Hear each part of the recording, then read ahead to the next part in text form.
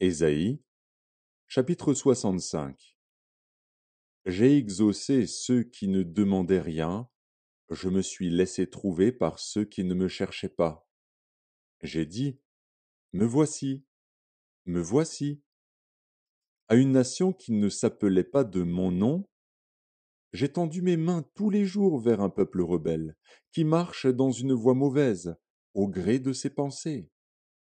Vers un peuple qui ne cesse de m'irriter en face, sacrifiant dans les jardins et brûlant de l'encens sur les briques. Qui fait des sépulcres sa demeure, et passe la nuit dans les cavernes, mangeant de la chair de porc, et ayant dans ses vases des mets impurs. Qui dit, retire-toi, ne m'approche pas, car je suis saint. De pareilles choses, c'est une fumée dans mes narines, c'est un feu qui brûle toujours. Voici ce que j'ai résolu par devers moi. Loin de me taire, je leur ferai porter la peine. Oui, je leur ferai porter la peine.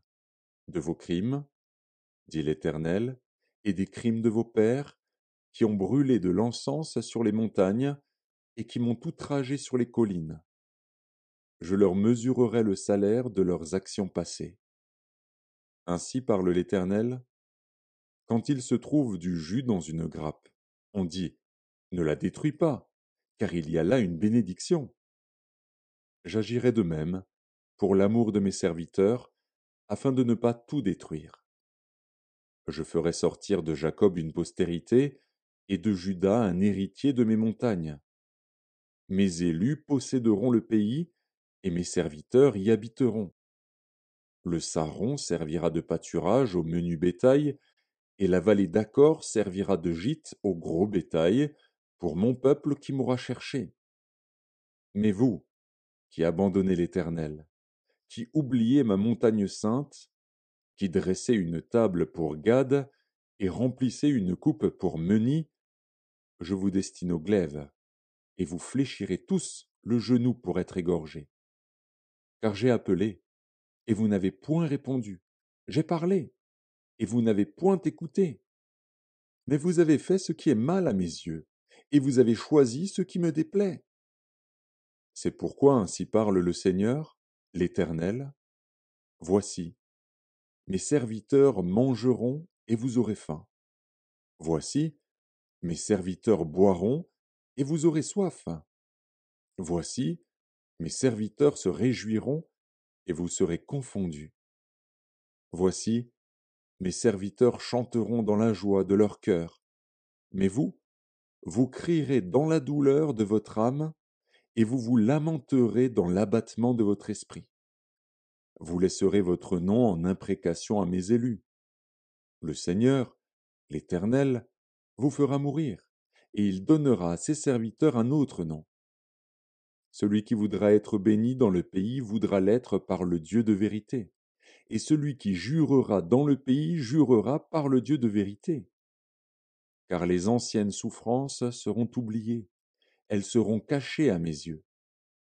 Car je vais créer de nouveaux cieux et une nouvelle terre, on ne se rappellera plus les choses passées, elles ne reviendront plus à l'esprit.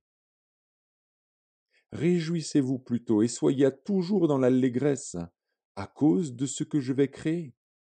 Car je vais créer Jérusalem pour l'allégresse, et son peuple pour la joie.